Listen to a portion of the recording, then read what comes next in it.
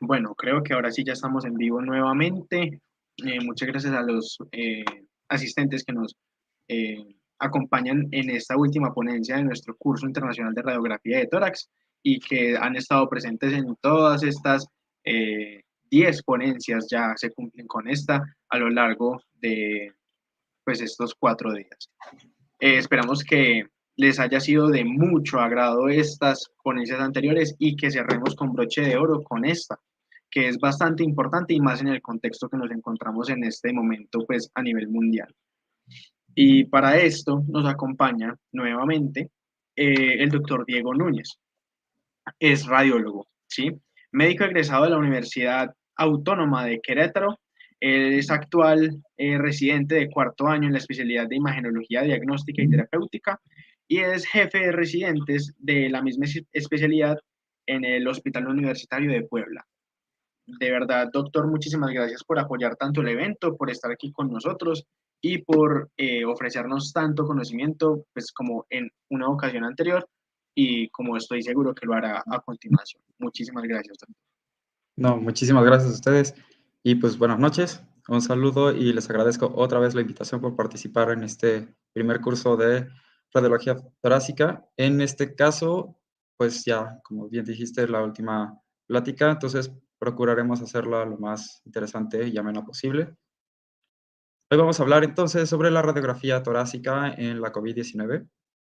Este es un tema no tanto tan controversial, pero es algo que está vigente y tenemos que tomar nosotros siempre en cuenta que dentro de los triage, para nosotros poder abordar a un paciente, poder aislarlo, mandarlo a su casa a aislarse cuando está en una situación leve, o nosotros tomar decisiones rápidas para adentrarse o, bueno, incluirlo en nuestra población hospitalaria, pero aislarlo de los pacientes que pudieran contagiarse.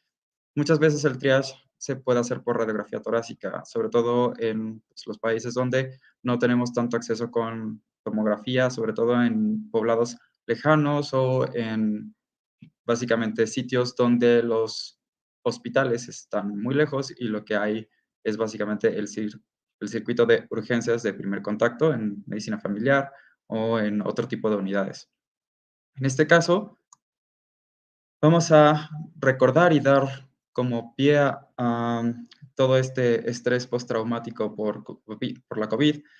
Vamos a encontrar que el estado actual de la pandemia, estos son precisamente datos tomados del Johns Hopkins de la Universidad de Medicina, donde ellos están midiendo constantemente, pues, tanto los muertes totales como los casos totales y actualmente también ya están poniendo la tasa de vacunación.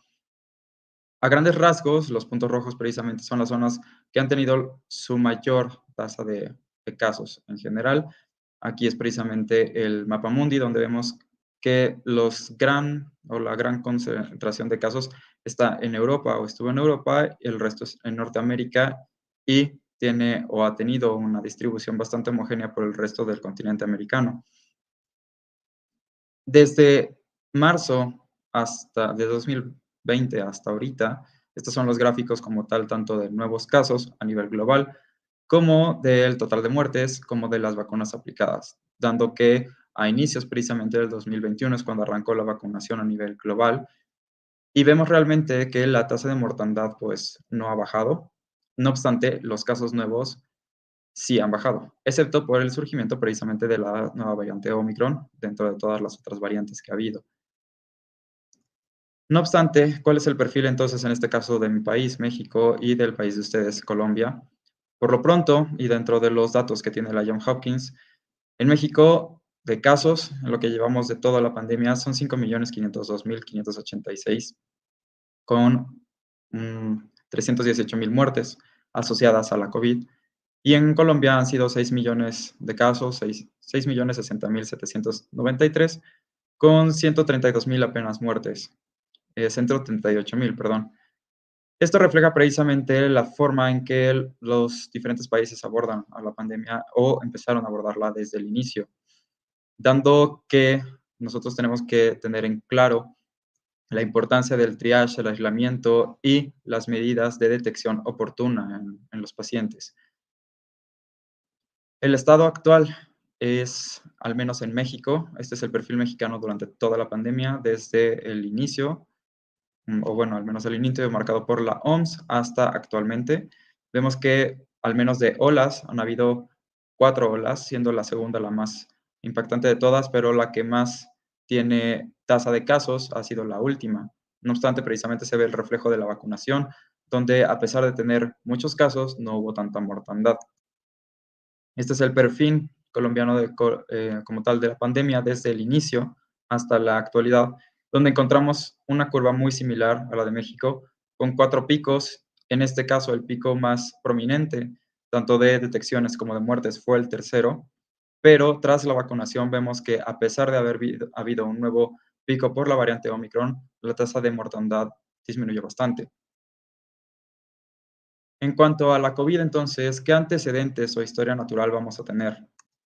Si bien sabemos que es una enfermedad que surgió o que empezó a surgir al menos desde finales del 2019, donde el 31 de diciembre China nos avisa que hay una nueva neumonía de origen desconocido que se desató en Wuhan, en enero de 2020 es cuando empieza precisamente a correrse ya la información y a tomar un estado de alerta. El 7 de enero como tal, la OMS nos anuncia que esta nueva neumonía está causada precisamente por una nueva cepa de coronavirus, que en ese momento se le llamó básicamente coronavirus novel o novel coronavirus del 2019.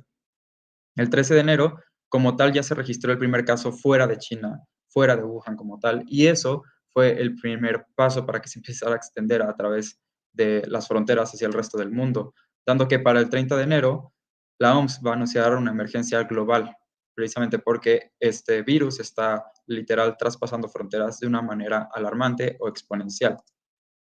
Para febrero del 2020, el 2 de febrero, se reporta la primera muerte fuera de China, y eso fue en Filipinas. Fue un chino como tal, pero como tal ya se registra una muerte, y para la extensión exponencial que estaba teniendo en ese momento es cuando se vuelve realmente preocupante.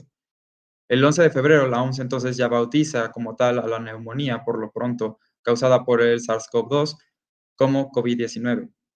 No obstante, tenemos que tomar en cuenta que la COVID-19 o la enfermedad por coronavirus no solamente es una neumonía, sino que es todo un patrón general que puede afectar a varios órganos y que no solamente va a tener como órgano blanco al pulmón.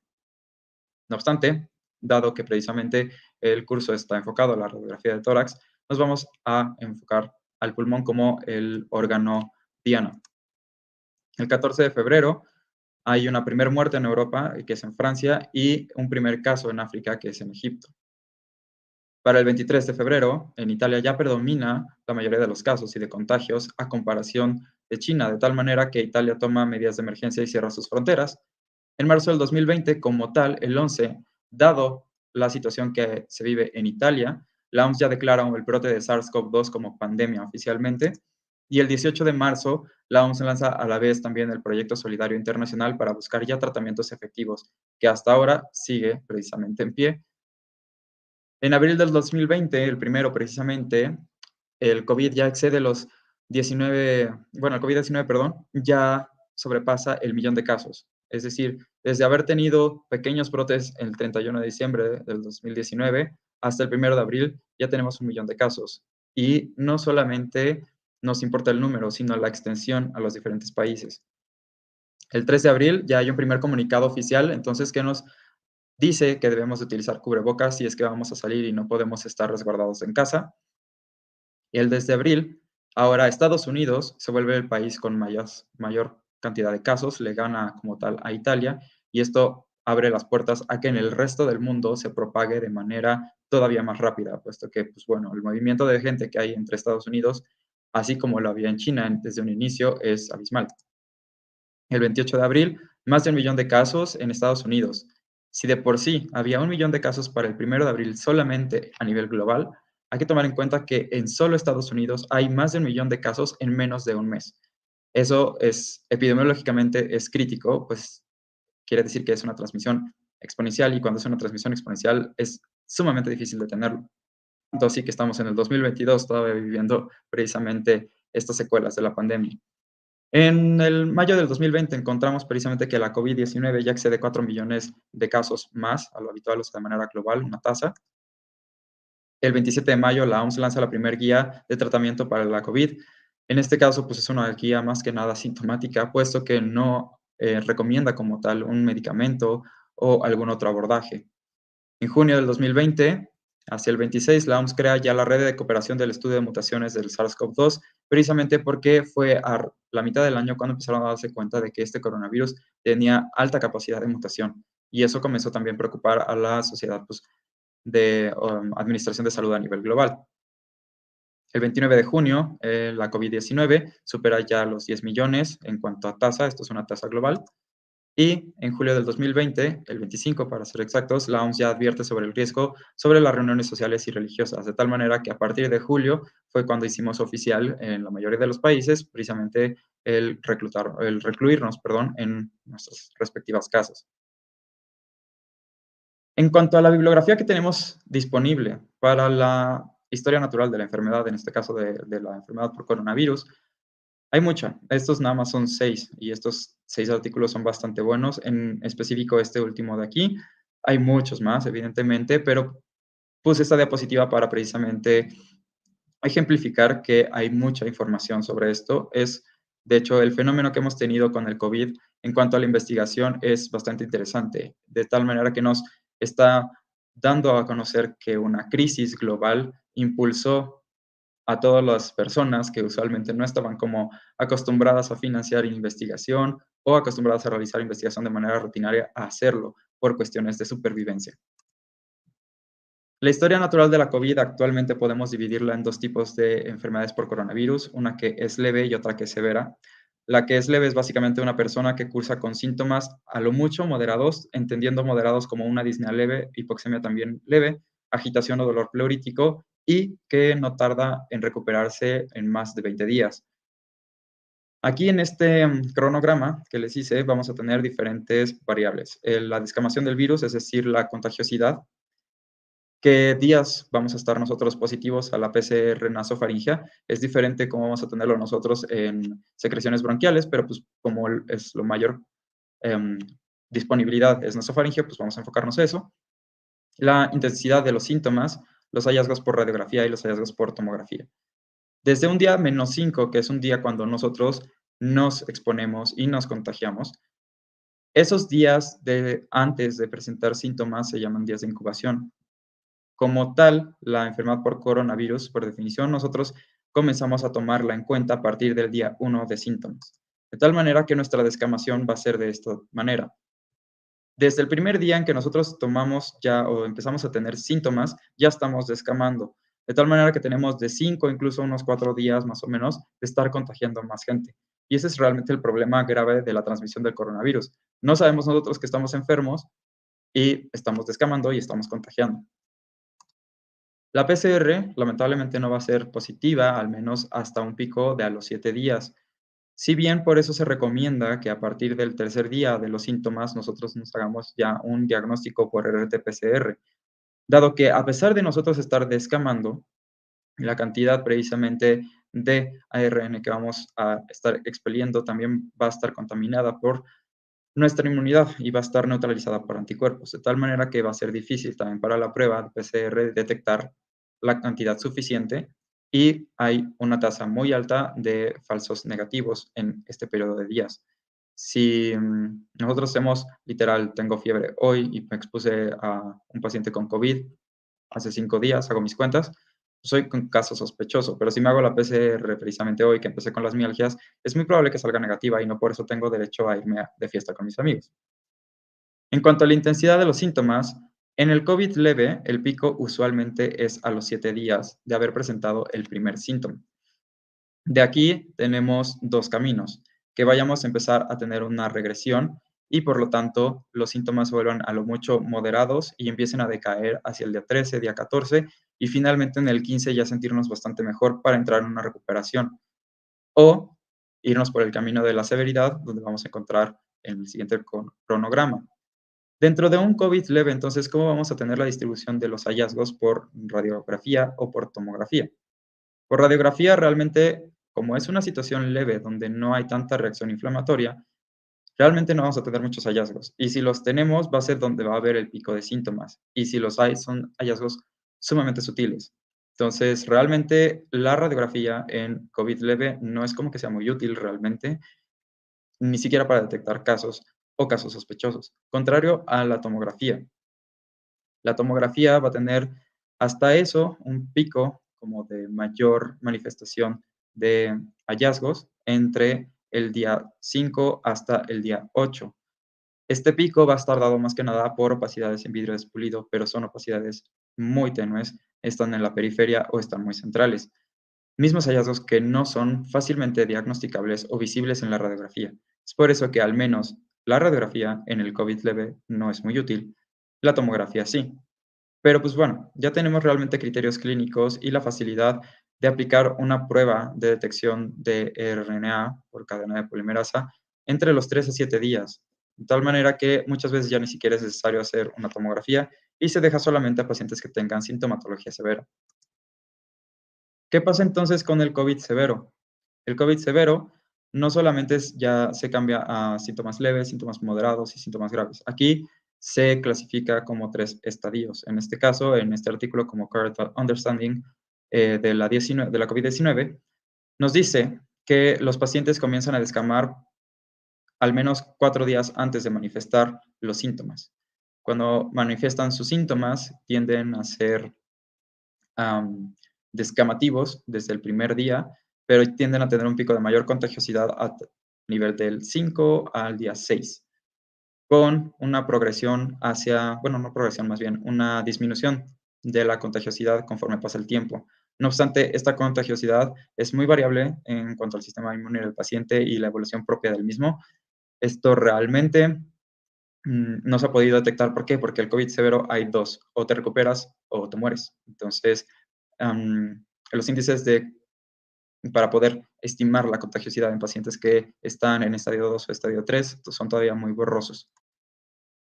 Se toma en cuenta que la PCR va a ser muy positiva cuando el paciente esté muy sintomático. Se tiene la teoría precisamente de que el COVID severo está asociado a una pobre respuesta inmunitaria.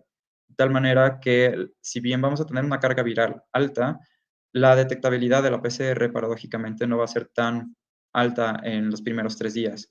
Esto, de hecho, también es un problema porque si vemos en el COVID leve, a partir del tercer día hasta el 7 es nuestro pico de mayor detectabilidad de PCR, pero si lo hacemos comparación con el severo, nuestro rango se amplía mucho hasta 10 días. Entonces, podría yo tener incluso en el día 5 una PCR negativa y eventualmente debutar con síntomas graves a partir del día 10 y es cuando salgo positivo. Eso, de hecho, se vio mucho en los primeros pacientes que hubo en todo el periodo pandémico que hemos tenido. La intensidad de los síntomas en el COVID severo es muy progresivo, de tal manera que el pico como tal es en el día 15, la mayoría de las personas, y en el día 15 es cuando básicamente se decide todo. Y el paciente empieza a mejorar a partir del día 15, hay esperanzas de que sobreviva. Si por el contrario el paciente sigue progresando y progresando, es muy poca la probabilidad de que el paciente mejore. Los hallazgos por tomografía, antes de pasar a los hallazgos por radiografía, tienen un pico en el COVID severo justamente en día 12, día 10, que son los días que usualmente entran ya a la unidad de cuidados intensivos. Por eso esta línea aquí. Generalmente los pacientes que evolucionan con una curva muy similar una curva de COVID severo, el día 10 y el 11 es el decisivo para ver si va a entrar a la UCI o no, y el día 15 es el decisivo para ver si le va a ir bien o no, en cuanto a la situación clínica. No obstante, si se fijan, la curvatura de detectabilidad de la tomografía es bastante amplia. Si ven, tal vez no es tan frecuente encontrar hallazgos muy sugestivos de COVID en el estadio 1 y el estadio 2, existe presencia de estos hallazgos. Además, si vemos desde los primeros días en una persona que va a evolucionar a COVID severo, podemos encontrar ciertos hallazgos, cosa que no veíamos en la curva previa del COVID leve.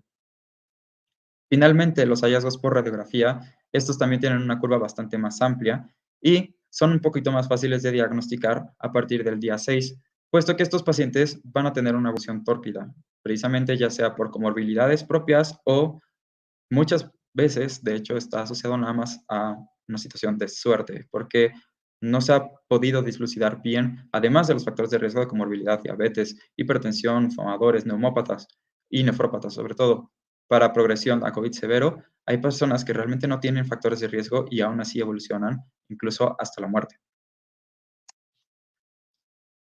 ¿Qué capacidad diagnóstica entonces va a tener la radiografía de tórax para la COVID-19? Ha habido múltiples estudios también. En este caso, los más representativos son los que tengo aquí, son 5. Este que se hizo en 2021, también 2021, este también 2021 y estos dos de 2020. Todos incluyen precisamente a la RT-PCR como gold standard y la mayoría comparan precisamente la radiografía con la tomografía, precisamente porque los primeros hallazgos fue de que la tomografía era sumamente sensible para detectar cambios sutiles que no veía la radiografía. No obstante, muchas de las sociedades de imagenología y de clínica en cuanto a neumología e infectología no recomendaban que se hiciera una tomografía de rutina o de triage, puesto que si entraba el paciente tenían que limpiar la tomografía, a menos que el hospital tuviera una tomografía específicamente dedicada para los pacientes con COVID, que realmente hay que admitirlo, no es lo más frecuente, tal vez en Estados Unidos, tal vez en Europa, pero no en el resto del mundo. Entonces las sociedades decían que mejor con radiografía. La desventaja precisamente viene aquí, que la radiografía para hacer triage no es muy eficaz. Ahorita vamos a ver por qué. De todos estos artículos, hay uno en específico, que me gusta cómo abordó precisamente toda la epidemiología y la relación en cuanto a los datos de radiografía contra los datos de tomografía y aparte precisamente las pruebas positivas de RT-PCR. Este estudio, hecho precisamente en 2020 por Boracati y sus colaboradores, utilizaron la terminología de la BSTI. Es un punto también importante que vamos a encontrar más adelante en la presentación. La British Society of Thoracic Imaging, o la Sociedad Británica de Imagenología de Tórax, se dedicó y fue la primera en lanzar una nomenclatura para que todos habláramos el mismo idioma en las radiografías de COVID, de tal manera que no hubiera tantos casos ambiguos y fuera más fácil para los médicos de urgencia, como también para los médicos de triage, ni siquiera de urgencia, porque ya ven que empezaron a tomar médicos que no eran urgenciólogos ni médicos que estuvieran acostumbrados a esa área para poder enfrentar al coronavirus. Una forma más fácil y simplificada de poder decir, tiene hallazgos sugestivos, tiene hallazgos que no son sugestivos. Ellos también, Boracati et al., utilizaron la correlación de los hallazgos con perfiles clínicos de severidad. Eso también me gustó mucho del artículo, puesto que no solamente se quedaba con la positividad de la RT-PCR de los hallazgos de tomografía, sino que también comparaba con la sintomatología de los pacientes. Lo que también aquí entra mucho en juego es la comparación por tomografía. No se quedaban con el hecho de que una tomografía fuera no sugestiva o fuera simplemente no COVID, sobre todo en pacientes donde tenían RT-PCR positivas, les hacían tomografía para estimar realmente su severidad y ver qué es lo que no había salido en la radiografía. Y pues como en casi todos los estudios de prevalencia de COVID o de capacidad diagnóstica, se utiliza el estándar de oro como la RT-PCR, porque pues hay que admitirlo, realmente no tenemos otra opción excepto esa prueba. La desventaja de esa prueba es que tiene una sensibilidad muy baja y es dependiente precisamente de la capacidad de la cantidad de virus que tenga el paciente y de la capacidad inmunológica que tenga también para defenderse del coronavirus o del SARS-CoV-2. ¿Qué datos arrojó entonces el estudio de Boracati? Estos. ¿Qué sensibilidad tiene la radiografía solamente para el diagnóstico de la COVID? Es un 56%. ¿Qué especificidad tiene la radiografía para el diagnóstico de la COVID? 60%. Y de esto se derivan entonces los valores predictivos positivos. Bueno, positivo y negativo. El positivo es de 71%, que no está realmente mal, y un valor predictivo negativo de 43%, que la verdad es que deja mucho que desear. Recordemos, sobre todo ustedes que la gran parte de mi audiencia son estudiantes, la sensibilidad es la capacidad de detectar casos positivos, es decir, clasificar correctamente como enfermo a un paciente enfermo, o la capacidad de detectar enfermos. Entonces, si nosotros queremos utilizar la radiografía como triage, es importante que nuestra sensibilidad sea alta. Esta no es muy alta, es medianamente alta, o sea, es mejor que 40, pero muchas veces en los estudios epidemiológicos, para poder utilizar un estudio de imagen o una prueba de laboratorio como confiable para detectabilidad rápida de ciertas enfermedades, necesitamos que al menos esto supere el 70%, y la verdad es que se queda muy lejos. La especificidad, recordemos, otorga la confianza de poder decir que un paciente no tiene la enfermedad. Es decir, sensibilidad nos ayuda a decir si realmente estás enfermo. Especificidad es si es negativo, es realmente negativo, es decir, que no se te vayan falsos negativos. De aquí, de estas dos relaciones, surge precisamente el valor predictivo positivo y el negativo. El valor predictivo positivo es la probabilidad de padecer la enfermedad si es que tu prueba sale positiva. Y el valor predictivo negativo es la probabilidad de que un sujeto con resultado negativo sea realmente negativo. Entonces, ¿qué nos dicen estos valores predictivos? Que si mi radiografía tiene hallazgos positivos o hallazgos sugestivos de COVID, lo más probable es que tenga COVID. Pero eso ya me lo da también la sintomatología, porque casi todos los que tienen hallazgos ya tienen disnea, tienen fiebre y tienen mialgias, y tienen el antecedente de exposición al virus. Y el valor predictivo negativo es muy malo en este caso porque muchas radiografías podrían salir normales, pero esos pacientes seguramente sí tienen cambios pulmonares que no se vieron en la radiografía y sí tienen una neumopatía por la enfermedad por coronavirus. Finalmente, ¿qué nos dice Boracati entonces sobre la tomografía? Porque recordemos que también comparó con tomografía. La sensibilidad de la tomografía es mucho más alta, 85%, sobrepasa el 70% que les dije para decir que una prueba puede ser utilizada para triage. No obstante, la especificidad es del 50%. ¿Por qué? Porque los hallazgos del coronavirus no son patognomónicos de la enfermedad por coronavirus. Muchas neumonías atípicas, el edema pulmonar o situaciones en pacientes con neumopatías crónicas previas va a oscurecer, digamos, esa habilidad de la tomografía de decirnos esto no es COVID, esto sí es COVID. De tal manera que pacientes que realmente sean, vamos a tener más bien muchos falsos negativos y falsos positivos. Eso va a decir si tengo cambios, pero es o no COVID, no sabré decirte. Entonces es muy sensible, es poco específico. No obstante, los valores predictivos positivos y negativos no son tan malos realmente. El negativo, en todo caso, es mejor que la radiografía, pero no es tan bueno. Y el valor predictivo positivo, esto es lo que precisamente ayuda a la teoría de que la tomografía sea buena para el triage, que tiene una buena sensibilidad y que si mis hallazgos son positivos es altamente probable que sí tenga COVID. No obstante, hay que tomar en cuenta que al menos en los estudios de imagen, igual que en la RT-PCR, un negativo no quiere decir que no tenga. Entonces, tomen mucho eso en cuenta. Resumen rápido, en una gran diapositiva para los que se perdieron en mi plática. ¿Qué nos dicen los resultados de Boracati?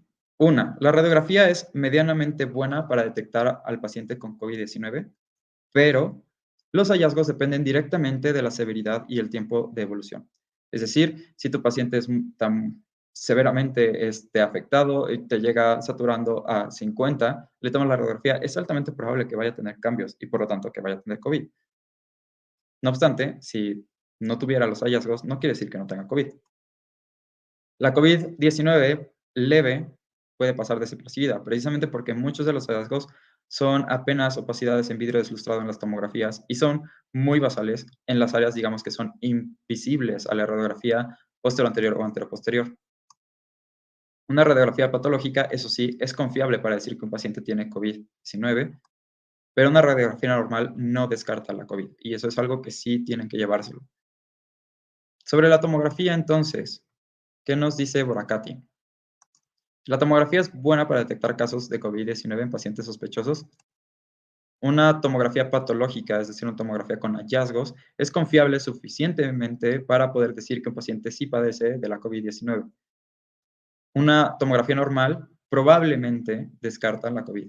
Es decir, es más fácil que nosotros podamos decir que un paciente no padece COVID o neumopatía por COVID si su tomografía está limpia o libre de hallazgos, a que si su radiografía lo está, puesto que precisamente una tomografía tiene una sensibilidad más alta. Entonces, nosotros podemos decir, dado que la sensibilidad está más alta, la relación entre valor predictivo positivo y negativo también va a subir, aunque sea un solo poquito más de porcentaje. Tenemos esa probabilidad de decir, ok, tal vez no tenga realmente, o tal vez lo estemos agarrando muy temprano.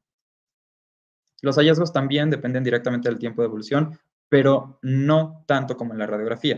En la radiografía, la verdad es que tienes que tener una enfermedad moderada a severa para que se manifieste, o al menos sea fácil de detectar. Hay que admitirlo también, muchas radiografías, quienes van a estar valorando si se tiene o no hallazgos, son los médicos de primer contacto y ni siquiera un radiólogo. Entonces, varía mucho la capacidad de diagnóstica entre una persona entrenada para la imagenología y una persona que no está entrenada para eso. En quinto lugar, la severidad estimada por tomografía se correlaciona bien con el pronóstico. También la severidad dada por radiografía. Al menos en el estudio de Boracati no hubo una relación adecuada entre la predicción de la severidad de la radiografía con la evolución del paciente. No obstante, hay otros estudios que sí aportan o, digamos, soportan el hecho de que si tenemos una radiografía severa, el paciente le va a ir mal.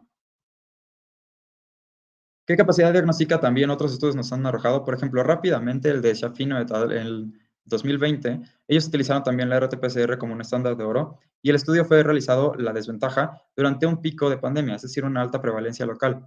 Cuando tienes una alta prevalencia o tienes un lugar donde hay mucho COVID o cualquier enfermedad y quieres aplicar una prueba diagnóstica para ver qué tan buena es, como la mayoría de tus pacientes van a estar enfermos, te va a dar resultados viciados. Entonces, esto es lo que tenemos aquí.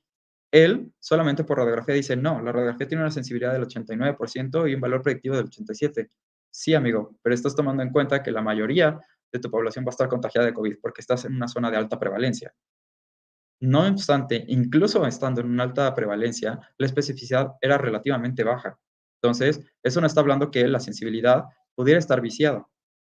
Si bien es muy predictor positivo la radiografía, su valor predictivo para decir negativo no es muy bueno. Eso también tiene que ver con la prevalencia, pero no solamente con la prevalencia, sino con la historia natural del COVID.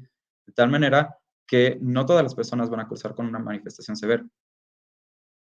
Flor et al., Flor o colaboradores, en 2021 hicieron también un estudio de RT-PCR con estándar de oro, como estándar de oro, perdón, realizado precisamente en un centro de referencia, es decir, un centro COVID. Todos los pacientes que llegaban ahí ya como tal eran sospechosos. El estudio fue realizado igualmente que el de Schiaffino en un momento de alta prevalencia. Lo divertido o lo interesante de este estudio es que comparó a personas que estaban siendo entrenadas para ver radiografías versus a personas que ya estaban entrenadas y ya estaban acostumbradas a verlas. Los resultados que dieron precisamente son los siguientes. La sensibilidad global en general no era muy alta, sobrepasaba los 70, pero no llegaba hasta el 80 para ser todavía más óptimo que para pasar los 70% que les decía para triage. O sea, sí pasa, pero no es excelente.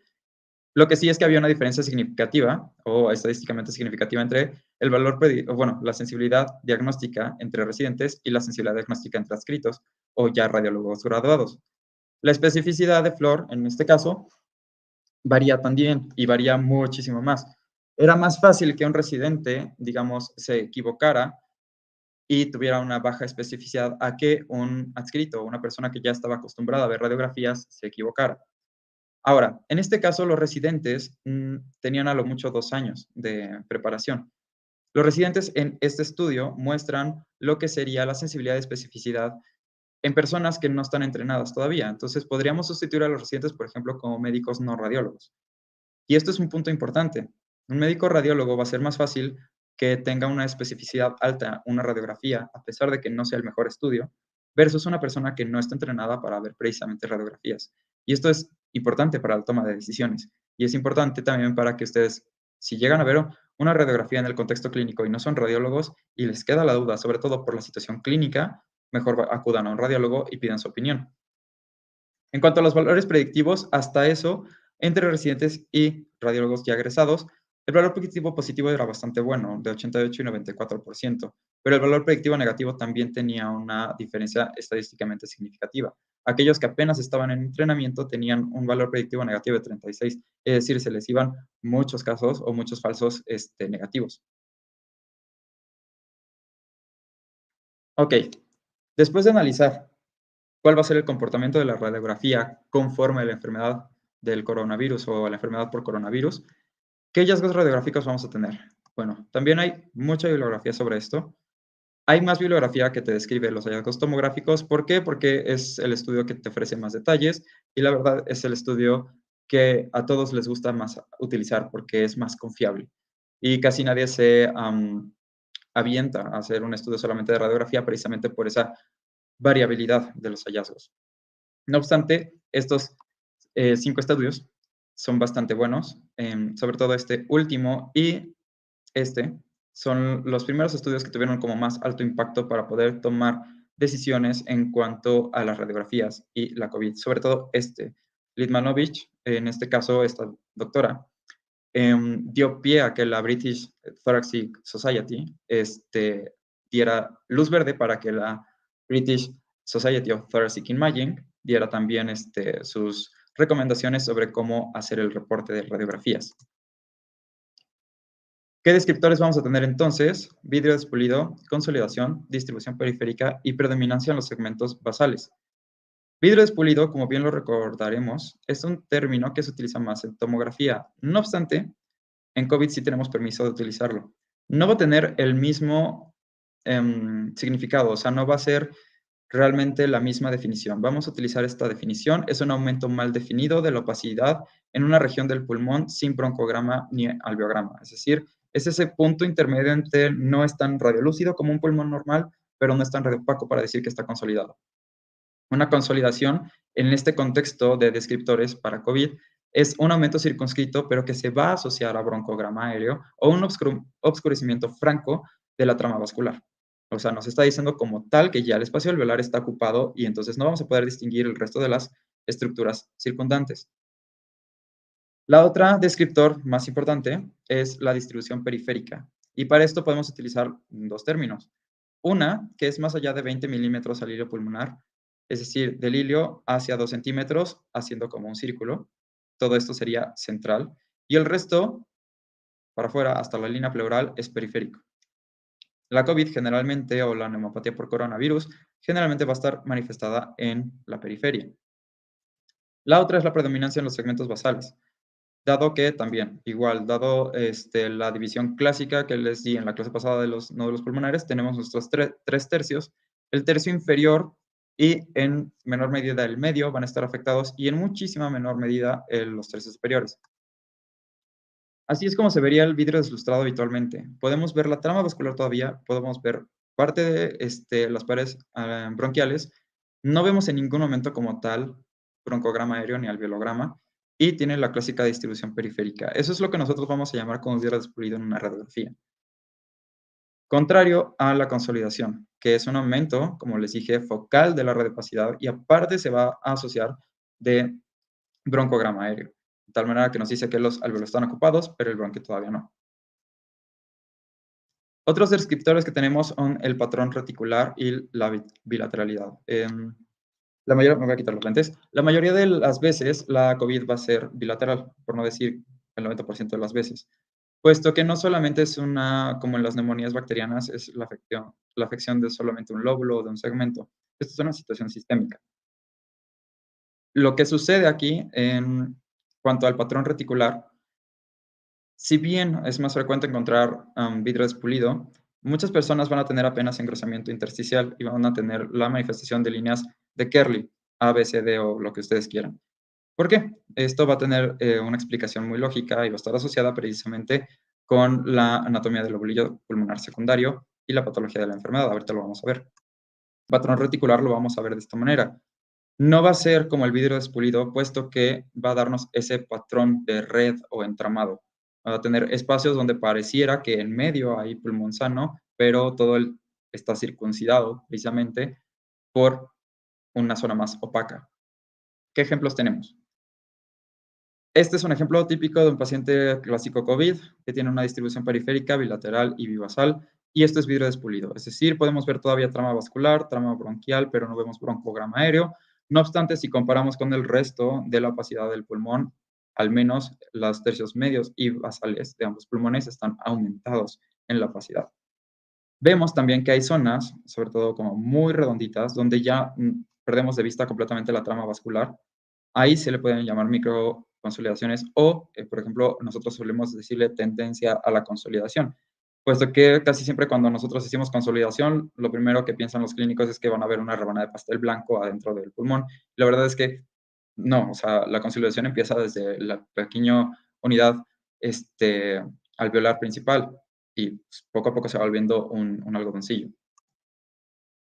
La otra, en este caso tenemos un paciente que tiene vidrio despulido y a la vez tiene consolidación. En esta parte de acá abajo, de hecho, o sea, realmente tiene una distribución muy difusa, periférica, pero difusa. Hacia arriba tenemos un ejemplo de vidrio despulido en esta opacidad triangular, donde todavía podemos ver un poquito de trama vascular, pero abajo, aquí podemos ver precisamente este bronquio tortuoso de paredes redondeadas, pero que está sobre un fondo opaco. Eso es básicamente una consolidación como bien la conocemos. Otro hallazgo que tenemos es puramente vidrio despulido, en este caso es unilateral, Y desde un inicio esto podría parecernos atípico, puesto que el COVID es bilateral. Hay que ser muy acucioso. En este caso es una radiografía anteroposterior y hay que tomar en cuenta que como muchos pacientes van a llegar a una situación clínica crítica, no va a ser posible tomar una radiografía perfecta con ellos.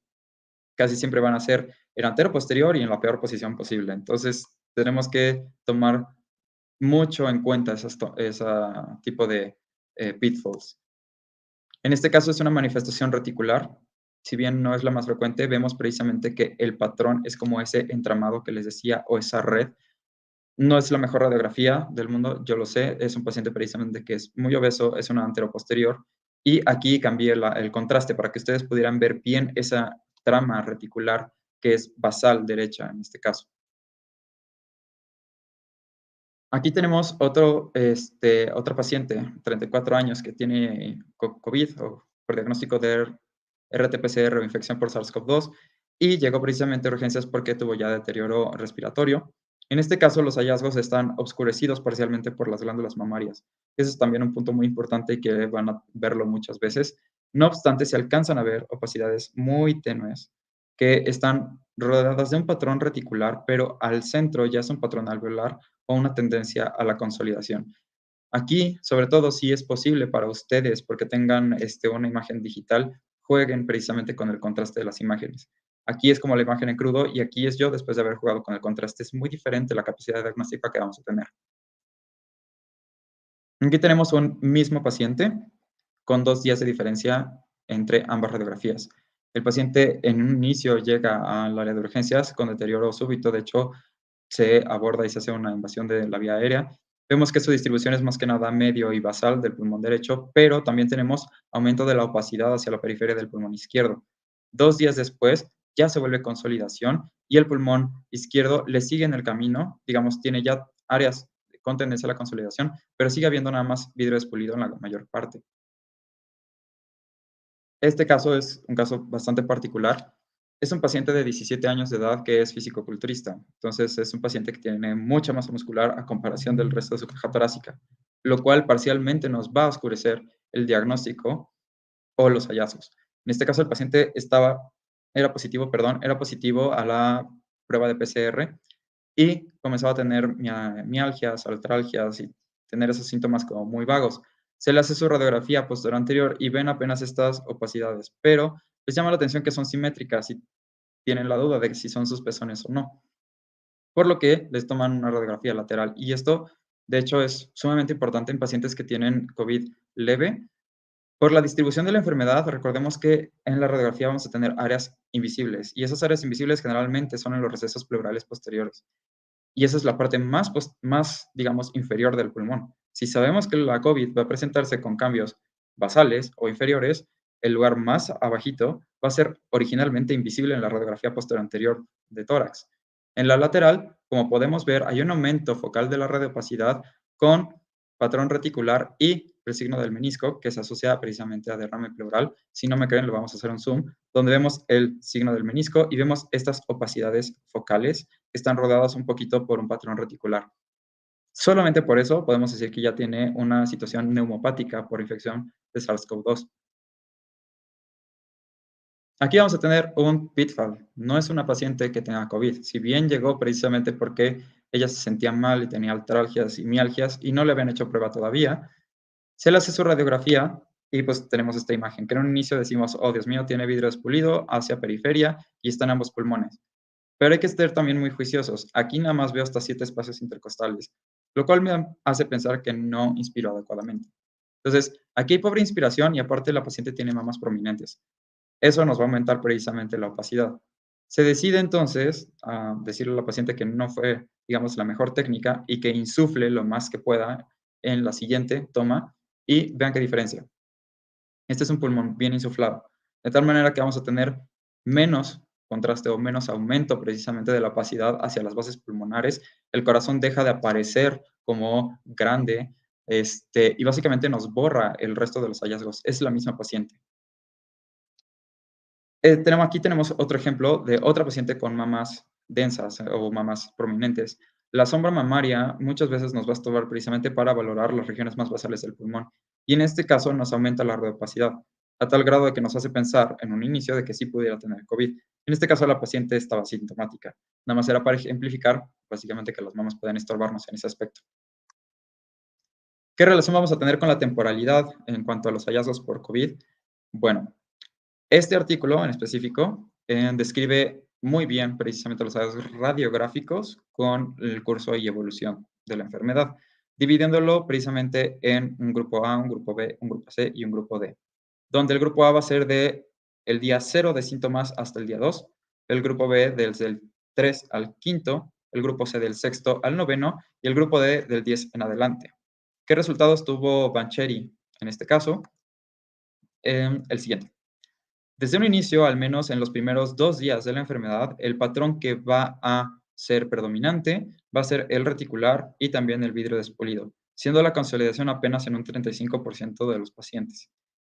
En 3 a 5 días, esta relación se conserva, es decir, el patrón reticular sigue siendo dominante y la consolidación sigue siendo en segundo lugar, pero entre lo que sería los 5 días hasta el 6, o sea, entre B y C, vamos a ver que se invierte esta curva, de tal manera que los pacientes evolucionan a tener ya más vidrio despulido que patrón reticular y más tendencia a la consolidación. Esto, como vamos a ver más adelante, se correlaciona muy bien con la historia propiamente de la infección por SARS-CoV-2. Conforme aumenta el tiempo, pasa el tiempo, más de 9 días, vamos a encontrar que la opacidad en vidrio despulido va a seguir en aumento, es decir, porque va a haber cada vez más ocupación alveolar, pero a la vez se va a empezar a lavar. Es decir, si hay ocupación alveolar, se engrosa los septos interlobulares, intralobulares, es decir, dentro del lobulillo, en medio hay septos también, se engrosan, nos dan precisamente esa apariencia de vidrio despulido, pero como tal no hay consolidación. Les pongo, digamos, la franja roja, porque este es justamente el momento en que la mayoría de las personas van a asistir al hospital, cuando tienen el inicio de los síntomas. Bueno, no el inicio de los síntomas, me refiero a cuando sus síntomas evolucionan de leves a ya moderados o severos. Y es por eso que la mayoría de las radiografías que vamos a encontrar van a ser predominantes en vidrio despulido, después en patrón reticular y después en tendencia a la consolidación, en ese orden. No obstante, Bancheri también dividió estos, digamos que son hallazgos en conjunto, es decir, pacientes que tenían presencia de vidrio espulido y reticular o vidrio espulido y consolidación. Esta organización de acá abajo en barras es solamente cuando tenían solo esos hallazgos y nada más. Es decir, en rojo, cuando tenían solamente patrón reticular y nada más. Si se fijan, entre los 3 y los 5 días es más prevalente, pero empieza a decrecer conforme empieza ahora a crecer la pacificidad o la opacidad por vidrio despulido.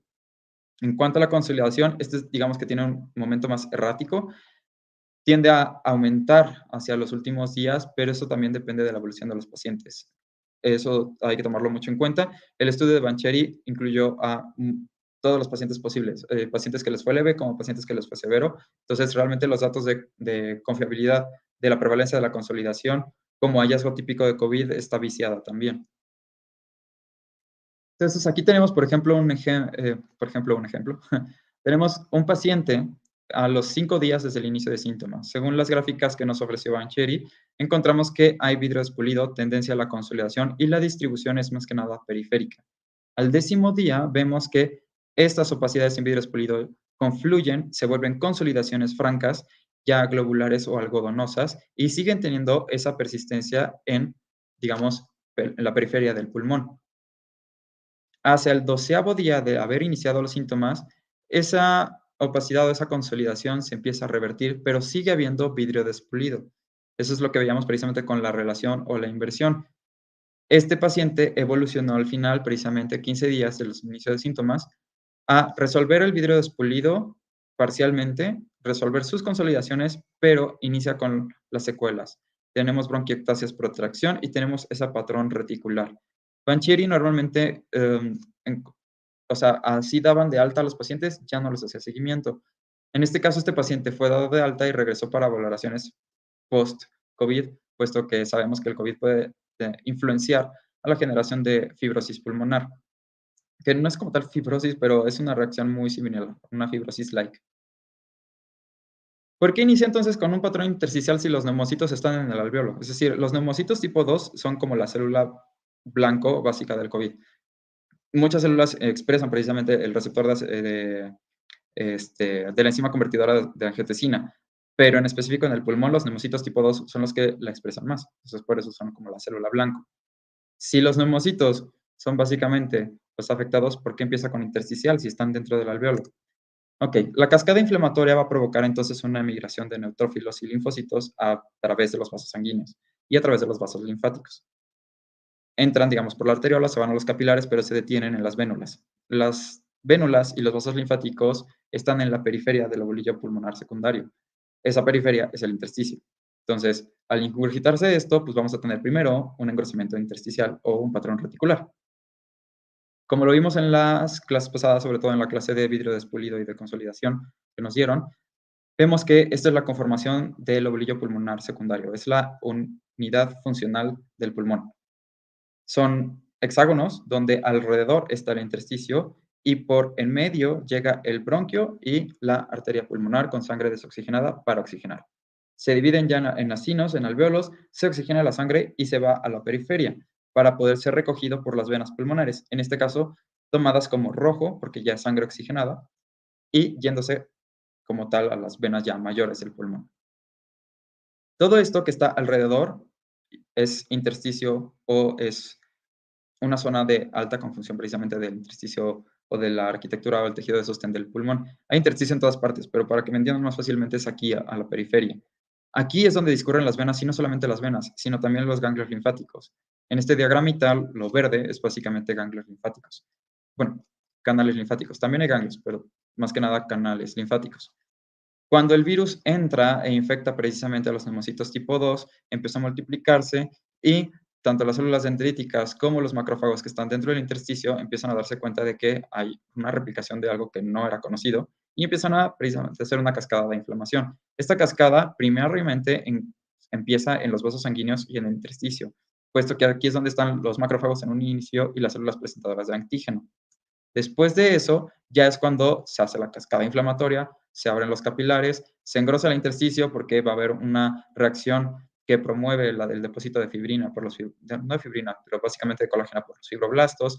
Va a haber también migración de células inflamatorias, apoptosis de macrófagos. Los, ¿cómo se llama? Neumocitos tipo 2 van a ser influenciados por neumocitos tipo 2, perdón, van a ser influenciados por los linfocitos T, en este caso los linfocitos TCD4, para formar membrana hialina y poco a poco vamos a tener ocupación del espacio alveolar, ya sea por líquido seroso, por detritus o por todos estos combinados. Y eso es lo que ya nos va a dar una franca opacificación en vidrio despulido y después ya en consolidación. ¿Qué relación vamos a tener con la temporalidad en cuanto a los hallazgos? Bueno, generalmente, y como lo vemos aquí en el estudio también de Bancheri, para que sea global, va a haber un pico entre 3 a 8 días. Para que sea nada más central, entre los 6 a los 8 días. Y para que sea periférico, va a haber el pico entre los 2 a 0 a 2 días o más de 9 días. Pero ¿por qué sucede esto? ¿Por qué vamos a tener como esa predilección por la periferia? La mayor parte de concentración de los receptores de precisamente enzima convertidora de angiotensina va a ser en los neumocitos tipo 2 y estos van a estar mayormente concentrados en los alveolos. Y los alveolos son la parte más distal o final de lo que sería el pulmón. Entonces, hay más alveolos hacia la periferia del pulmón que hacia los cilios. Entonces, por eso es que la distribución es más periférica. No obstante, la distribución no solamente va del centro hacia afuera, sino también puede ser cráneo caudal. En este caso, al COVID o la COVID le gusta manifestarse como más basal. ¿Por qué es esto? Al menos en 0 a 2 días va a ser de predominio en las porciones medias del pulmón, pero conforme pasa el tiempo o incluso durante toda la enfermedad va a ser basal. ¿Pero por qué va a ser esta tendencia basal? Tiene que ver con las áreas de West. Espero que sepan cuáles son. Por las áreas de West es básicamente la distribución del flujo pulmonar, donde los ápices, por situación de gravedad, van a tener más aire y menos sangre. El tercio medio va a ser como 50-50 y las porciones más basales del pulmón van a ser más sangre que aire. Por la sangre viajan básicamente las células inflamatorias y por la sangre viaja todo, desde nutrientes y oxígeno, pero también citocinas. Entonces, al ir las citocinas por la sangre, las cascadas de inflamación o las reacciones inflamatorias van a ser más prominentes precisamente hacia las bases pulmonares. También Bancheri hizo una relación entre los grupos precisamente de días de síntomas y las radiografías negativas. Si se fijan, entre más días pasen, la radiografía negativa es menos probable. Entre más temprano sea tu inicio de síntomas, es más la probabilidad de que tu radiografía salga negativa.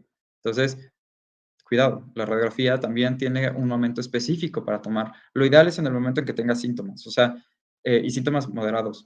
Si tienes fiebre o mialgia, si te haces una radiografía, es bastante probable que salga negativa, pero si ya empiezas a desaturar, tener disnea o eventualmente a tener un deterioro franco, ya es muy probable que tu radiografía vaya a salir positiva.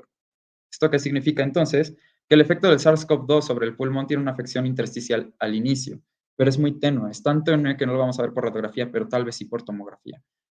Esto puede hacer que pase desapercibido y es así que la radiografía va a tener una posibilidad o una capacidad diagnóstica fuerte solamente a partir de los primeros 5 días en que uno de nosotros tiene síntomas. Si de pronto yo tuve contacto con alguien positivo y empiezo a tener síntomas hoy y me hago la radiografía hoy mismo, es alto probable que seguramente no tenga ninguna manifestación. Después de todo este rollo, vamos a hablar entonces sobre cómo vamos a nomenclaturar las radiografías, cómo vamos a hablar todos el mismo idioma. Y espero que al menos en sus respectivos países lo hagan. Aquí en mi sede sí procuramos hacerlo porque la verdad es que cuando hubo el pico era un caos total, porque uno está acostumbrado de poner los hallazgos de la radiografía y después el diagnóstico posible, pero ahora se empalmaban los hallazgos de neumonías atípicas, más influenza, más neumonías adquiridas en la comunidad, más COVID. Entonces tuvimos que hacer literal un protocolo basado precisamente en la nomenclatura de la British Thoracic Society, em, British Society of Thoracic Imaging, para nosotros poder decir, ok, es clásico, probable, es indeterminado o no es COVID definitivamente, pero es esta cosa. La British Society of Thoracic Imaging, en este caso, lo divide en esas categorías. Una categoría normal, donde básicamente es un pulmón sano enteramente, o un pulmón, digamos, inmaculado. Es un pulmón normal. Entonces, puedes ponerle patrón normal o puedes ponerle CBCX0.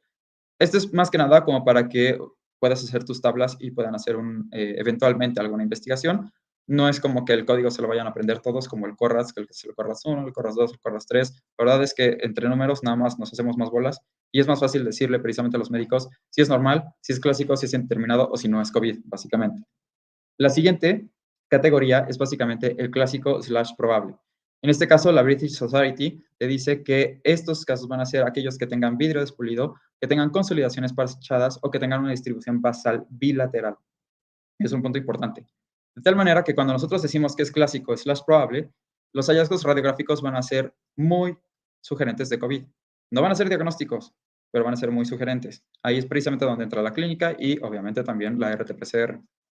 La otra categoría es la categoría indeterminada, es decir, la British Society of Thoracic Imaging en este caso nos dice que los hallazgos radiográficos no son muy concluyentes. Y esto puede ser por dos cosas. Por una técnica no adecuada, es decir, o el paciente no inspiró suficientemente, o no se utilizó la cantidad de miliamperios adecuada, el paciente se impulsó muy grande para el chasis, X cosa, una cuestión técnica, o porque el paciente nada más tenga una consolidación focal o una distribución central y no, más bien unilateral. Entonces, eso es como de, ok, sí obedece el hecho de que tenga datos vidrio despulido, pero si es nada más unilateral y está en el ápice, es indeterminado. Usualmente no pareciera ser COVID, pero no nos animamos a decir que no lo es. Y un patrón definitivamente no COVID es un patrón que es patognomónico, digamos, de alguna otra etiología. Cuando nosotros tenemos, por ejemplo, una consolidación segmentaria y es apical, es bastante probable que no sea COVID. Ejemplos. Por ejemplo, tenemos una radiografía inmaculada. Campos pulmonares limpios, no hay cardiomegalia, todo bien. Entonces le ponemos su normal, o su CBX0. Otro ejemplo. Aquí tenemos entonces una radiografía anteroposterior en un paciente que llegó con distrés respiratorio agudo, se intubó, se también le puso una vía periférica y su radiografía es una AP. Entonces, pero vemos que hay precisamente áreas bilaterales, medias e inferiores de aumento en la opacidad o de vidrio expulido y áreas con tendencia a la consolidación focal. Esto, básicamente, es COVID hasta no demostrar lo contrario. Otros dos ejemplos. Son pacientes diferentes, el paciente A y el paciente B. El paciente A obedece al hecho de que tenemos reticular y tenemos vidrio despulido periférico, pero curiosamente está en ápices pulmonares. Bueno, tercio medio y en ápice pulmonar derecho. Tiene las características que podría presentar el parénquima pulmonar en donde sea, pero que pudiera aparecer el parénquima pulmonar en COVID, pero no es la distribución habitual. Entonces, eso sería un indeterminado. Y en este caso tenemos un paciente B, donde también tenemos la distribución asimétrica, donde es también superior el vidrio despulido y el patrón reticular derecho, pero también tenemos consolidaciones muy circunscritas en el lóbulo, bueno, más bien, sí, en el lóbulo inferior o el tercio inferior izquierdo. Eso también nos hace dudar y eso no es un clásico, pero no te estoy diciendo que no lo sea, por eso es más fácil dejarlo en indeterminado. Por último, patrones típicos que no son COVID. Por ejemplo, en este paciente con distrés respiratorio agudo, pero vemos que la distribución de las opacidades o el patrón alveolar es más que nada central y la periferia está perdonada. De tal manera que en un inicio distrés respiratorio, aparente cardiomegalia y esta disposición en alas de mariposa es típica de un edema pulmonar. Entonces, con confianza podemos decir que el patrón de aquí que se ve es no COVID. No te estoy diciendo que el paciente no tenga COVID, pero te estoy diciendo que el patrón no es típico del COVID. Y es altamente probable que el diagnóstico alternativo aquí sea edema pulmonar. Lo mismo con el paciente D, donde tenemos una consolidación franca del lóbulo superior derecho, donde vemos hasta el broncograma aéreo y vemos también algunas opacidades hacia el pulmón en las bases pulmonares derechas. Y vemos una oligoemia franca en el pulmón izquierdo. Esto es una neumonía, hasta no demostrar lo contrario, pero resulta ser que aparte de neumonía, también el paciente tenía cáncer pulmonar. Entonces, por esta distribución, en un inicio uno dice, no es COVID. Puede ser un proceso neumónico, puede ser un proceso neoplásico, pero no es COVID. De tal manera que los dos se ganan su CBX, CBCX3. Ya casi para terminar, vamos a encontrar con los scores de severidad. Aquí hay dos scores, hay muchos, pero aquí hay dos scores que son los más utilizados y los más fáciles de utilizar. El primero es el score adaptado de Warren o Rale, que es la evaluación radiológica de lo que sería el edema pulmonar. En este caso, tienes tu radiografía, lo divides en 4 cuadrantes, donde la parte inferior de la línea va justamente por abajo del borde inferior del bronquio principal izquierdo y la otra línea obedece a la línea media o a la línea de las apófisis espinosas de las vértebras. Aquí, esta, digamos, metodología para explicar la severidad en COVID fue utilizada o adoptada también por Nima y la puso a prueba. En este caso, ella encontró, junto con sus colaboradores, que hay una relación estadísticamente significativa entre los puntajes altos de este score y el ingreso a UCI antes de los 10 días. De tal manera que es un score de severidad que puede orientarnos a tomar decisiones con los pacientes y decir, ¿sabes qué? Este paciente sí entra como tal al hospital y se queda en vigilancia. Claro que hay scores clínicos y esos son mucho más confiables, pero hay pacientes que pueden estar como si nada y tener el pulmón como lo tenemos aquí. Y simplemente por el hecho en que tenemos la distribución de los hallazgos en estos cuadrantes, hay que tomar en cuenta que este paciente puede evolucionar mal, así esté como nuevo ahorita. De tal manera que, por ejemplo, este es el artículo original donde describen todo el score Rale. Tenemos nuestra radiografía y tenemos nuestros 4 cuadrantes. ¿Qué vamos a hacer? Primero vamos a valorar la consolidación y en este caso es la extensión de la opacidad, ni siquiera consolidación de la opacidad. 0 es ninguno, 1 es menor al 25, 2 es del 25 al 50, 3 es de un poquito más de la mitad y 4 es arriba del 75%. Pero no solamente vamos a ver si el pulmón es blanco o no es blanco, sino que vamos a ver qué tan blanco es. De tal manera que tenemos otro score, donde 1 va a ser tenue, es el clásico vidrio espulido, 2 es una tendencia a la consolidación o es una opacidad moderada y 3 es una consolidación franca. ¿Qué vamos a hacer? En cada cuadrante vamos a evaluar eso, dado que vamos a tener un puntaje mínimo de 0 si es que literal no tenemos ninguna opacidad o un puntaje máximo de 48 si todos los cuadrantes son blancos, básicamente. Entonces, lo que se hace es multiplicar, por ejemplo, yo tengo 50% en C4, lo multiplico por 1 porque es muy tenue, y ese va a ser mi resultado nada más en un cuadrante. Al final se suman los 4 cuadrantes y te da tu score de Warren. Estos son ejemplos que pone precisamente el artículo oficial. Estos son pacientes que tienen edema pulmonar porque pues, fue dedicado realmente este score para el edema pulmonar. Y vemos que dividimos en 4 cuadrantes. En este caso, este paciente tenía un score total de 33 porque en el cuadrante superior teníamos 4 por 3, o sea, 12. En el cuadrante inferior derecho teníamos también 12, 4 por 3. En el superior izquierdo teníamos 1 por 3, que es 3, y 2 por 3 en el cuadrante inferior izquierdo, un total de 33. En este caso es más dispersa o más difusa la gravedad, pero la opacidad es más tenue. Entonces, de tal manera que nuestro dominante de gravedad va a ser la extensión, no solamente la opacidad. Ahora, aquí es importante que chequen esto.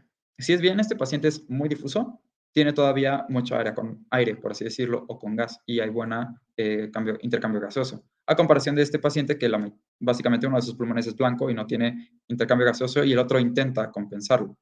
Por eso es que este score es más grave que este, porque la densidad es más alta. Por eso la densidad es un score de multiplicación. Bueno, estos son precisamente los hallazgos. Tenemos de extensión 4 y de densidad 3. Extensión 4, densidad 3. Extensión 1, densidad 2. Extensión 3, densidad 3. Y así sucesivamente con los otros cuadrantes. El otro score, bueno, un punto importante, el score previo, no hay una forma en decir si es leve, si es moderado, si es grave. Solamente entre más te acerques al máximo, más grave es. Así de simple. En el score de Borghese, que también se le conoce como Brixia, en este es relativamente más fácil que el anterior. Dividimos nuestros pulmones en 3 tercios. Los tercios superiores, que son A y D, los tercios medios, que es B y E, y los tercios basales, que son C y F. Cada uno de estos, precisamente, como vamos a ver más adelante, se les va a dar una puntuación diferente y se les suma globalmente. Nishant en 2021 comparó estos hallazgos con la posibilidad de que el paciente también o falleciera o acabara en UCI. En este caso, concluyen que un puntaje arriba de 12 se asocia con una mortalidad alta. Aquí tampoco lo dividen entre leve, severo, leve, moderado, severo, pero sí te dice que aguas, más de 12 con esos pacientes. Entonces, este es el artículo original donde se hizo precisamente el score de Borghese o se propuso. Tenemos entonces nuestra división en 3 tercios. Entonces, el paso 1 es dividir en tercios los pulmones, ya lo tenemos aquí. El paso 2 es asignar entonces un puntaje conforme a lo que encontremos. Eso es algo que también me gustó de este score comparado al resto. Aquí tienen un valor o un peso diferente a que tengas solamente un patrón reticular, a que tengas un patrón de consolidación.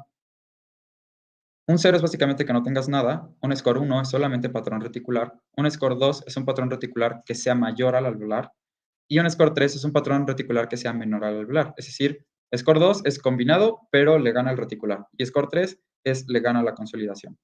El paso 3 es sumar básicamente nuestros 6 segmentos, y en este caso el puntaje máximo es 18, pero el que se asocia con, a partir de ese punto para arriba, mayor mortalidad o ingresó a terapia intensiva es 12. Tenemos 2 ejemplos que precisamente nos otorga Borghese en el artículo, donde estos sí son pacientes que tienen COVID, y en este caso el score en este paciente es de 11, con una sumatoria de 0, de 1, porque apenas es reticular, de 2 porque es reticular y alveolar, pero de predominio reticular, de 2 acá porque es exactamente igual, y de 3 en los últimos tercios izquierdos porque hay franca consolidación más que patrón reticular. En este caso, el paciente tenía nada más 5, donde tenemos básicamente los tercios superiores respetados, los tercios medios apenas con reticular, el tercio, de hecho, incluso inferior izquierdo también es reticular, y el tercio inferior derecho es reticular con un poco de opacidades alveolares, pero gana el reticular. Entonces, 0 va a ser nada, 1 es reticular, 2 es más reticular que alveolar, 3 es menos reticular que alveolar. Hasta ahorita estoy viendo precisamente que dice ALB, ignórenlo los mexicanos, por favor. Aquí igual, la distribución nada, reticular, reticular, reticular y reticular mayor al alveolar. Finalmente, vamos a poner a prueba nuestros conocimientos con 6 casos reales con los que nos topamos nosotros en nuestra sede. Entonces, se los prometo, ya me lo terminamos, pero va a ser bueno este ejercicio. Tenemos un primer paciente. Este paciente llegó 5 días después de haber tenido el inicio de síntomas. En este caso, el paciente, tenemos nuestra radiografía en posterior anterior, digamos, habitual, y en un postprocesamiento donde nosotros nos gusta también verla en inversión, puesto que nuestro ojo es más fácil que distinga el contraste entre negro sobre blanco que blanco sobre negro. Sobre todo para estas situaciones donde hay apenas vidrio despulido, es más fácil para nosotros distinguir zonas que estén más oscuras que zonas que estén más blancas. En este caso, podemos encontrar nada más estas dos zonas muy pobremente con aumento en la opacidad circunscritas, que no son los pezones. En este caso, el paciente tenía sintomatología y por tener sintomatología y estos dos hallazgos, lo pasamos a tomografía y encontramos precisamente que apenas esos dos hallazgos de radiografía eran todos estos hallazgos en tomografía. Vidrio despulido de predominio periférico, que ya se asociaba un poco a engrosamiento intersticial y retracción del mismo. Radiográficamente hablando, este paciente tenía un Rale de 2 y un Brogesi de 6. O sea, realmente era un paciente leve y podríamos infraestimarlo porque ya tomográficamente el score que nosotros le dimos era un score moderado, puesto que se extendía en todo el pulmón, a pesar de solamente verse en radiografía en los segmentos inferiores derechos. ¿Qué pasó con este paciente? 10 días después, así es como se veía. Sí es la misma paciente, básicamente, no más que estaba pues, precisamente en cuidados intensivos, todavía no tenía invasión de la vía aérea, todavía no tenía precisamente intubación, pero vemos precisamente cómo evolucionaron. Evolucionó el cuadro ya a tener una franca consolidación y un Rale de 10 puntos, con un Brogesi también de 10 puntos, con predominancia en el lado izquierdo. Aquí tenemos un paciente, el paciente 2, tiene inicio 9 días antes con síntomas y acude con nosotros por deterioro, precisamente porque se siente cada vez peor, pero 9 días después del inicio de los síntomas. Los hallazgos, nuevamente, sí los podemos ver por radiografía. Aquí no se confundan, estos dos precisamente son artefactos de monitorización, son electrodos, pero estas dos opacidades más basales, geométricas, de apariencia pues, de patrón alveolar, son nuestros hallazgos positivos. Estos, precisamente por la distribución, son sugerentes. Se quedó como un probable que, según el criterio de la BCTI, entra con la misma probabilidad que el clásico. De tal manera que se le hace su tomografía, pero la tomografía se le hace 12 horas después. Aquí tenemos, de hecho, aquí era para ejemplificar que en nuestra inversión encontramos una tercera lesión que, si bien podemos encontrarla aquí, en un inicio podría pasar desapercibida. Entonces les digo, se le hace su tomografía 12 horas después y vemos que la extensión es mucho más grande. De hecho, el paciente ya está en una fase, digamos, tardía de la enfermedad. Como podemos ver, son 9 días después. Y como vimos en el estudio de Bancheri, de 9 días en adelante, el patrón reticular empieza a decaer, pero ya se vuelve una neumonía organizada. Entonces hay vidrio despulido más retracción del intersticio. Y eso es lo que estamos viendo aquí. Vidrio despulido, pero justamente las opacidades que veíamos aquí ya era retracción intersticial. Y esto no es derrame pleural. De hecho, como está retrayéndose el pulmón, está jalando la grasa prepleural o extrapleural. Este es un paciente 3. 11 días después del inicio de los síntomas, vemos que, pues, hacia grandes rasgos, es un clásico en primera instancia porque tenemos opacidades en vidrio despulido periféricas de mayor predominancia en el pulmón derecho que involucran al tercio medio y al tercio inferior y más que nada al tercio inferior del izquierdo y parte de la periferia del medio. En este caso, en la radiografía así habitual a blanco versus negro, la invertimos y vemos precisamente que es todavía más fácil para nosotros distinguir la patología del pulmón izquierdo. En este caso, el paciente, pues bueno, por radiografía es clásico, con un Rale de 24 puntos y un Borghesi de 9 puntos. En este caso, el Rale pues 24, recordemos que el tope del Rale es de 48, entonces está como a la mitad, y del Borghesi se acerca a esos 12 peligrosos. Entonces tenemos nuestros hallazgos, más que nada los izquierdos, son aquellos que mejoran con la visualización de la inversión de la imagen y pues los hallazgos típicos derechos. Se le toma su tomografía para confirmar la extensión, ni siquiera para confirmar el diagnóstico, sino para confirmar la severidad, y vemos que ya tenía sus zonas de consolidación franca, distribución en crazy paving o en empedrado en todo el resto del pulmón derecho y en la periferia del pulmón izquierdo. Este paciente, al menos por tomografía, ya alcanzaba un score severo. Paciente 4, nos quedan nada más un quinto y un sexto. Este paciente 4 llega precisamente por disnea y fiebre. Es un paciente nefrópata. Él como tal se deja como indeterminado, porque como vino justo después de su sesión de hemodiálisis, la cual tuvieron que interrumpir porque el paciente empezó a presentar disnea, en un inicio nosotros podremos pensar que es edema pulmonar, más que nada por el hecho de que nos dijeron distrés respiratorio y disnea, pero nunca nos dijeron de la fiebre.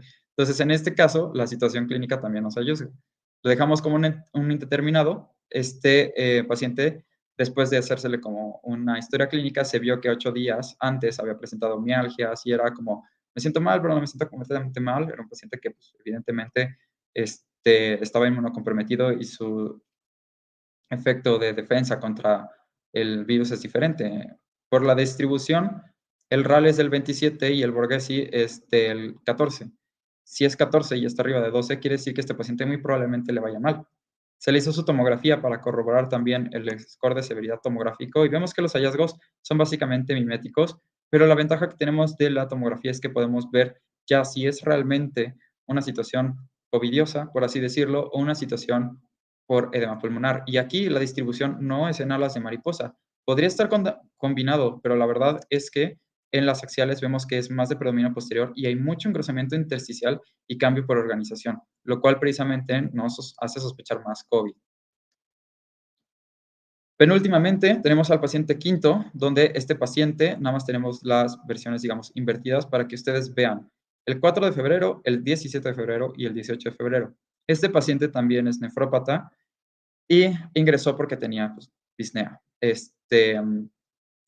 Se vio que era más que nada por una sobrecarga de líquidos el 4 de febrero. No hay como tal edema pulmonar, pero el paciente ya empezaba a tener edema de miembros pélvicos y mejoró al momento de salir de su hemodiálisis. No obstante, ahí empezó ya con mialgias y malestar general. Regresa otra vez el 17 de febrero por presentar nuevamente disnea, pero esta vez ya dice que se siente mal en un aspecto no solamente de mecánica respiratoria, sino que tiene ya ataque al estado general. Se le hace su radiografía en bipedestación, donde encontramos entonces, si se fijan, aquí un borramiento de los ángulos costofrénicos, que aparecer ya aparecía aquí, pero esta radiografía se le hicieron al paciente semisentado, y esta es una bipedestación real. Si vemos esta línea tan tajante, como bien pusieron atención en sus clases previas, esto es derrame pleural. El 18 de febrero, es decir, se queda esa noche y se le toma un control en la mañana porque desatura todavía más el paciente. Vemos que entonces hay aumento de la capacidad de vidrio despulido nada más en el pulmón derecho y áreas con tendencia a la consolidación. Seguimos teniendo el derrame pleural, pero como el paciente está semisentado, se va hacia procesos posteriores y nos da esta opacidad tan especial. Se le hace una tomografía precisamente el mismo día porque vemos que hay una evolución muy rápida y tórpida del paciente y vemos precisamente que la distribución que tiene es sugestiva de COVID, pero aparte tiene un derrame pleural bastante grande. Entonces eso tampoco le estaba ayudando al paciente. Finalmente, este paciente, el paciente sexto, tiene 4 días con inicio de síntomas y vemos que al menos en la radiografía, digamos, en blanco y negro o blanco sobre negro, tenemos nuestras opacidades periféricas de predominio más que nada en pulmón derecho y apenas lo que sería el pulmón izquierdo en el ápice está algo perdonado. Lo comparamos para buscar sitios de consolidación, ver si nada más es vidrio expulido o pura consolidación con nuestra inversión en la imagen y vemos realmente que es puro vidrio expulido, tiene un rale por extensión al menos de 14 puntos, lo cual nos dice básicamente que está superando toda la extensión del pulmón, pero tiene un Borghesi de 11 y en este caso está una rayita abajo de ser como un criterio de severidad por radiografía. No obstante, se le hace su tomografía y vemos que la distribución del vidrio expulido es extensa y ya hay zonas muy posterobasales que están consolidando e incluso que ya están teniendo ese fenómeno de reorganización. Es un COVID que tuvo una evolución, digamos, más lenta de lo habitual, pero que ahora está caminando desde basal posterior hacia ya áreas más anteriores. Y pues finalmente ya es todo. No sé si tengan alguna duda o algún comentario. No he visto el chat, entonces no sé si en el chat hayan puesto algo. Doctor, muchas gracias por la ponencia. ¿Sí me escucha? Discúlpeme. Sí, perfecto. Está bien. Entonces le comento que hasta este instante, por lo menos en el chat de YouTube, no hay preguntas. Sí, de hecho es lo que Sin, ahora em- estoy viendo. sin embargo, sí bastantes felicitaciones. Por acá el doctor Samuel López, excelente, doctor Diego, Meredith Cervantes, grande, que sí, bastante. Karen Gracias, gracias. Agudelo, también muchísimas gracias, súper completa la ponencia. Entonces, la verdad, doctor, venga, yo prendo la cámara más bien. Muchísimas gracias por acompañarnos en este curso internacional, nuestro primer curso internacional de radiografía de tórax. La verdad, estoy seguro que fue de mucho provecho todo el conocimiento que usted nos pudo brindar y pues muchas gracias de antemano por apoyarnos y por querer participar de este curso. Esperamos en un momento posterior podernos volver a contactar y que sigamos pues intercambiando educación médica, que es tanto lo que nos gusta, ¿cierto? Claro, sí. Eh, entonces, bueno, doctor, felicitaciones también por la charla, por las Muchas dos, gracias. y muchas gracias. Yo sé que va a ser algo bastante provechoso para los que lo pudimos vivir sincrónicamente y los que lo vayan a ver posteriormente, pues asincrónicamente. Muchas gracias. De verdad, muchas gracias por sus comentarios y por la invitación. Se agradece mucho y pues motiva todavía más. Esperemos que la plática sí les haya ayudado bastante. No, téngalo por seguro, doctor. Muchísimas gracias. Y así un pequeño comentario personal. Muy interesantes esos casos, muy interesantes. Gracias, gracias. Entonces, un placer, doctor. Espero vernos en otra ocasión. Y muchas gracias a todos los asistentes también por toda su participación, por estar pendientes, por estar pues constantemente atendiendo, valga la redundancia, a estas 10 ponencias que ya finiquitan. Y pues con esto doy por terminado nuestro curso, primer curso internacional de radiografía de tórax, ¿sí? Eh, Fue, como bien saben, patrocinado por MediLearners y organizado desde el Comité Permanente de Educación Médica de las asociaciones científicas de estudiantes de medicina de la Universidad de Antioquia, la Universidad Cooperativa de Colombia, sede Medellín, y la Universidad del Cauca. Todo esto pues pertenecientes a la ASEMCOL, ¿cierto? Que es la Asociación Científica de Estudiantes de Medicina de Colombia. Muchas gracias por estar aquí. Esperamos que les haya gustado mucho, que lo hayan sido de mucho provecho. En este momento termina la parte de ponencias, digamos, pero ustedes bien saben, si han leído juiciosos el instructivo para el curso, que en este transcurso de la semana, más o menos entre martes y miércoles, les estaremos enviando el formulario tipo quiz para que respondan, por favor. Y si consiguen un puntaje igual o mayor al 70% de las preguntas aprobadas, poderse certificar en este primer curso internacional de radiografía de tórax. Entonces, quedamos atentos. Muchísimas gracias por la asistencia. Muchísimas gracias, doctor, nuevamente. Y nada, que tengan una muy feliz noche. Cuídense mucho. Feliz noche a todos.